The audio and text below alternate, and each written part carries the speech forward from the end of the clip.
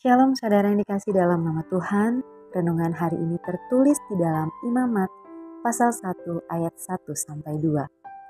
Tuhan memanggil Musa dan berfirman kepadanya dari dalam kemah pertemuan.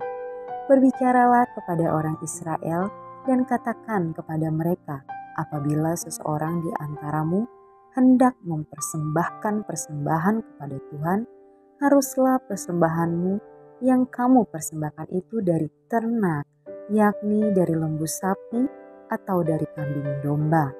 Diberi judul Hidup Kudus.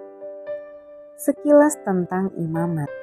Banyak orang percaya bahwa Musa yang menulis 5 kitab pertama dalam Alkitab, termasuk kitab Imamat, Lukas 24 ayat 44, ia atau Yesus berkata kepada mereka, "Inilah perkataanku yang telah kukatakan kepadamu ketika aku masih bersama-sama dengan kamu, yakni bahwa harus digenapi semua yang ada tertulis tentang aku dalam kitab Taurat Musa dan kitab Nabi-Nabi dan kitab Mazmur."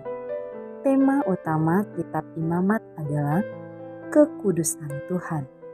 Kedua, petunjuk mengenai ibadah di Israel. Ketiga, norma untuk hidup kudus. Imamat mencatat daftar yang menarik dan panjang tentang peraturan yang Tuhan berikan kepada bangsa Israel setelah mereka keluar dari perbudakan bangsa Mesir dan Tuhan menjadikan mereka suatu bangsa. Tuhan menginginkan mereka hidup kudus dan berbeda dari bangsa lain di dunia.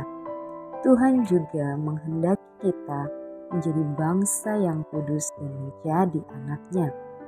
Demikian juga Tuhan ingin kita menjadi bangsa yang kudus dengan mengikuti norma dan etika yang diberikan Kristus sendiri.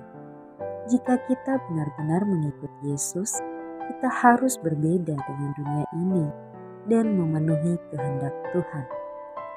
Dalam pasal-pasal ini kita membaca tentang korban-korban, yaitu pertama, korban bakaran. Pasal 1, korban dari ternak, lembu sapi atau kambing domba, burung yang tidak bercela dan dibakar. Kedua, korban sajian. Pasal 2, korban dari tepung yang terbaik, minyak dan kemenyan kemudian dibakar. Ketiga, korban keselamatan. Pasal 3 ayat 1. Dari lembu jantan dan betina, kambing jantan dan betina yang tidak bercela. Pasal 5 dan 11, imam harus membakar di atas mezbah sebagai santapan yang baunya menyenangkan Tuhan. Refleksi.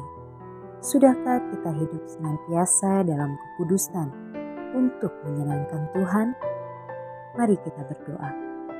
Tuhan, pimpinlah aku dengan firman-Mu dan mampukan aku dengan Roh Kudus untuk aku tetap hidup dalam kekudusan dan menyenangkan-Mu.